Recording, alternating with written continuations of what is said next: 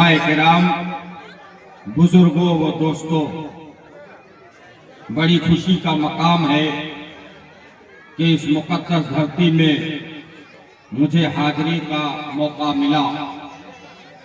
مولانا فہیم صاحب وسری تیمی صاحب کی قاسمی ہے دیوبند، ماشاءاللہ مولانا نے یاد کیا اور لبیک کہتے ہوئے چلے آئے۔ اپنے موضوع کو شروع کرنے سے پہلے تمہیدی گفتگو میں ایک دو باتیں رکھنا چاہوں گا۔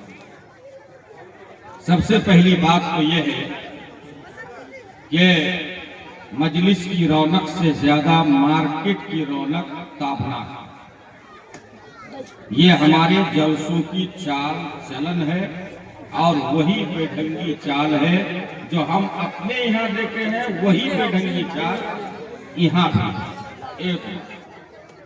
آپ تمام لوگوں سے گزارش کریں گے جو میلہ کھیلا کر رہے ہیں، آپ مجلس میں آ کر کے بیٹھ جائیں اور ثواب دارین حاصل کرنے کی کوشش کریں۔ دوسری بات، ہم اپنی تمام ماؤں اور بہنوں سے گزارش کریں گے کہ آپ اپنا چہرہ ڈھک لیں، دوپٹے سے ہو، نقاب کے ذریعے سے ہو یا ماسک وغیرہ کے ذریعے سے ہو، آپ پورے طور پر اپنا چہرہ ڈھک لیں تاکہ سمجھ میں آئے کہ آپ پردے میں ہیں۔ یہ بیچ میں چھوٹا سا پردہ حائل کر دینا ہم سمجھتے ہیں کہ پردے کے ساتھ ایک مذاق ہے، اس لیے آپ سے ہم والہانہ گزارش کرتے ہیں کہ آپ اپنا چہرہ، اپنا سر پورے طور پر ڈھک لیں اور ڈھک کر کے ادب کے ساتھ آپ بیٹھیں۔ ہمارے لیے جس طریقے سے آپ کو دیکھنا حرام ہے، اسی طریقے سے آپ کے لیے ہمیں دیکھنا حرام ہے۔ آپ سے گزارش ہے۔ تمہیدی گفتگو کے بعد، خطبہ مسنونہ کے بعد میں نے آپ حضرات کے سامنے کئی جگہ سے ایک آیت کریمہ کا ٹکڑا تلاوت کیا اور ایک حدیث بھی پڑھی۔ سب سے پہلے میں نے جس آیت کی تلاوت کی، تلاوت کردہ آیت کا ترجمہ پیش کرتا ہوں۔ اللہ تعالیٰ فرماتا ہے، اللہ کی مسجدوں کو وہی لوگ آباد کرتے ہیں جس نے اللہ پر ایمان رکھا، روز قیامت پر ایمان رکھا، نماز قائم کی اور زکوٰۃ دیا اور اللہ کے سوا کسی سے نہیں ڈرا۔ امید ہے کہ عنقریب یہی لوگ ہدایت یافتہ میں سے ہوں گے۔ یہ تھا اردو میں سلیس ترجمہ۔ آگے اللہ تعالیٰ نے فرمایا، جس کی میں نے تلاوت کی ہے، کہ بے شک نماز انسان کو بے حیائی، برائی اور منکرات سے روکتی ہے۔ ایک اور آیت کا ٹکڑا میں نے پڑھی ہے، اس میں اللہ فرماتا ہے، اگر انہوں نے توبہ کی، نماز قائم کی، زکوٰۃ ادا کی تو وہ تمہارے دینی بھائی ہیں۔ اور نبی نے فرمایا ہے کہ انسان اور کفر کے درمیان تفریق کرنے والی چیز یہ نماز کا چھوڑ دینا ہے۔ معزز حاضرین اجلاس، میں نے آج کسی دوسرے موضوع کا پروگرام اور ارادہ لے کر آیا تھا، لیکن میں نے اس کو منتخب کیا اور میرے احباب کے ذریعے مجھے ایما کیا گیا کہ اس طرح کے موضوع کی آج ضرورت ہے۔ میں آیت کی تفسیر بڑے اختصار کے ساتھ کرنا چاہتا ہوں۔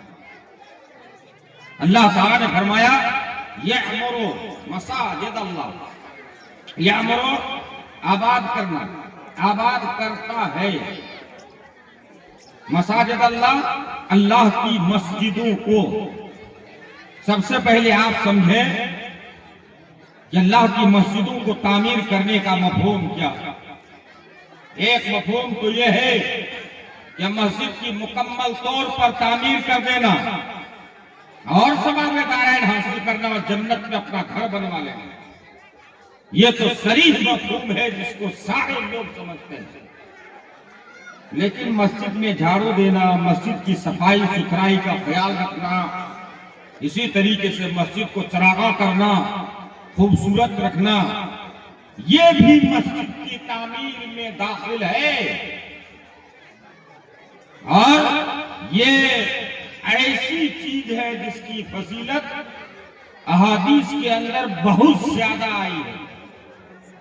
اللہ کی مسجد کو تعمیر کرنا، اگر کوئی انسان مسجد کی تعمیر میں ایک اینٹ بھی لگاتا ہے، ایک کوڑا کرکٹ بھی صاف کرتا ہے، مسجدوں کو دھلتا ہے، مسجدوں کو صاف ستھری رکھتا ہے، تو یہ بھی انسان مسجد کی تعمیر میں باضابطہ شریک ہے۔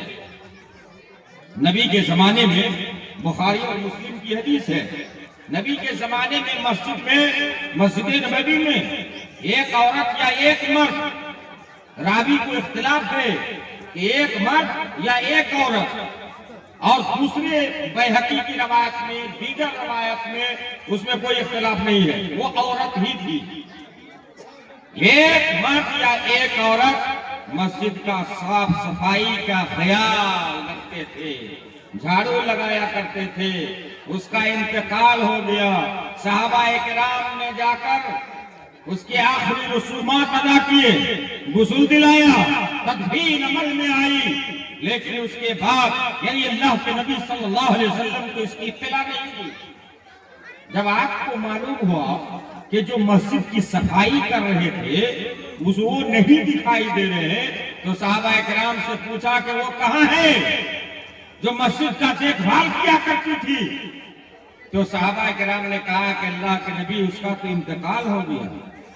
آپ نے فرمایا کہ تم لوگوں نے مجھے اس کی اطلاع کیوں نہیں دی؟ بعض روایت میں آتا ہے کہ صحابہ کرام نے اس کو چھوٹا معاملہ سمجھا، حقیر معاملہ سمجھا، اور اللہ کے نبی کو رات میں اطلاع دینا مناسب نہیں سمجھا، آپ کو تکلیف ہو جائے گی۔ لیکن جب آپ کو معلوم ہوتا ہے تو آپ پوچھتے ہیں کہ تم لوگوں نے مجھے اطلاع کیوں نہیں دی، کیوں نہیں باخبر کیا؟ پھر اللہ کے نبی نے فرمایا کہ میری رہنمائی کرو کہ اس کی قبر کہاں ہے۔ صحابہ کرام نے رہنمائی کی، کچھ صحابہ کرام آپ کے ساتھ گئے ان کی قبر کے پاس، اور جانے کے بعد اللہ کے نبی صلی اللہ علیہ وسلم نے اس کی قبر کو آگے کیا اور پیچھے صحابہ کرام کو لے کر کے دوبارہ نماز جنازہ پڑھی۔ اور دیگر روایت میں ہے کہ قبر کے اندر جو تاریکی تھی، آپ کی نماز پڑھنے کی وجہ سے قبر کی تاریکی ختم ہو گئی، جو اندھیری تھی وہ ختم ہو گئی۔ اس سے ایک بات تو یہ ثابت ہوتی ہے کہ مسجد کی صاف ستھرائی کا نام مسجد کی تعمیر میں داخل ہے۔ دوسری بات یہ ہے کہ مسجد کی صاف ستھرائی کے لیے کسی کو متعین کر کے رکھنا یہ مستحب ہے اور بہتر طریقہ ہے۔ تیسری بات یہ ہے کہ جنازہ پڑھ لینے کے بعد، مردے کو دفنانے کے بعد جس نے نماز جنازہ نہیں پڑھی ہے، اگر دوبارہ نماز جنازہ پڑھنا چاہتے ہیں تو جس طریقے سے میت کو آگے رکھ کر کے نماز جنازہ پڑھی جاتی ہے، اسی طریقے سے وہ انسان جا کر کے اس میت کی دوبارہ نماز جنازہ پڑھ سکتا ہے۔ ہماری جنازہ چھوٹ گئی، سارے لوگ آ گئے، کچھ لوگ جا کر کے ان کی نماز جنازہ پڑھ لی، یہ شریعت مطہرہ سے بالکل ثابت ہے۔ یہ ہے مسجد کی تعمیر۔ ایک دیہاتی آیا، مسجد میں آیا اور آنے کے بعد کھڑا ہوا اور مسجد میں پیشاب کرنا شروع کر دیا، کھڑے کھڑے مسجد میں پیشاب کرنا شروع کر دیا۔ صحابہ کرام نے دیکھا تو کہا کہ رکو، تم ایسا کام مت کرو، یعنی مسجد میں پیشاب مت کرو۔ اللہ کے نبی جو رحمت للعالمین ہیں، انہوں نے صحابہ کرام سے کہا کہ صحابیوں اسے چھوڑ دو اور اس کو پیشاب کر لینے دو۔ جب وہ دیہاتی پیشاب سے مکمل طور پر فارغ ہو گیا تو اللہ کے نبی نے فرمایا ایک بالٹی پانی لے آؤ اور اس دیہاتی کے پیشاب پر پانی بہا دو، تو وہ مسجد، وہ جگہ پاک اور صاف ہو جائے گی۔ صحابہ کرام نے ایک ڈول پانی لایا اور پانی لانے کے بعد اس کے پیشاب پر بہا دیا. پھر اللہ کے نبی نے اس دیہاتی کو بلایا کہ ادھر آؤ.